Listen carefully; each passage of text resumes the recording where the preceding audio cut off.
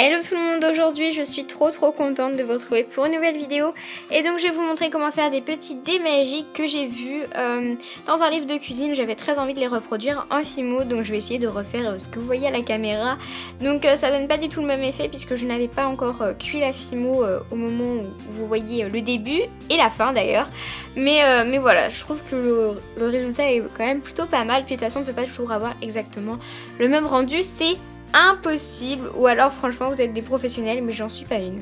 Enfin bref, donc j'ai pris du rouge translucide et je vais venir commencer par former un carré, oui, à l'aide de mes doigts.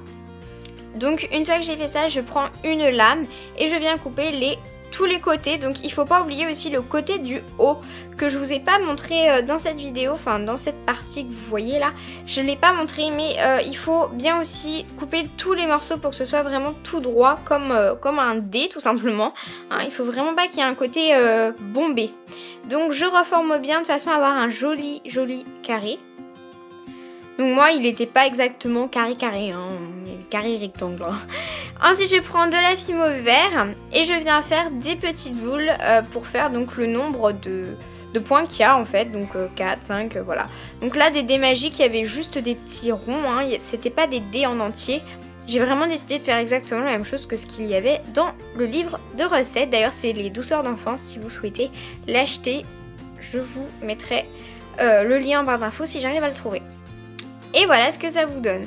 Donc moi j'en ai fait 3, vous pouvez bien évidemment tous les faire, mais j'ai décidé d'en faire 3 pour essayer de faire une jolie présentation comme ce qu'il y a dans le livre. Donc voilà, je les fais tranquillement.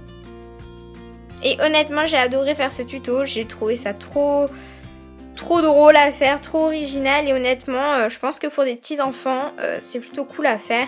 Ça leur apprend aussi à faire les formes, donc c'est plutôt pas mal.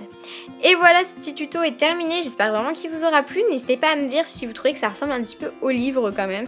J'ai essayé de faire le plus ressemblant, en tout cas moi je trouve ça plutôt joli. Enfin bref, je vous retrouve la semaine prochaine avec une nouvelle vidéo. Je vous fais de très gros bisous et je vous dis à la semaine prochaine. Mais surtout n'oubliez pas de vous abonner, de liker la vidéo et de commenter si vous le souhaitez. Allez, bisous et à la semaine prochaine. Bisous.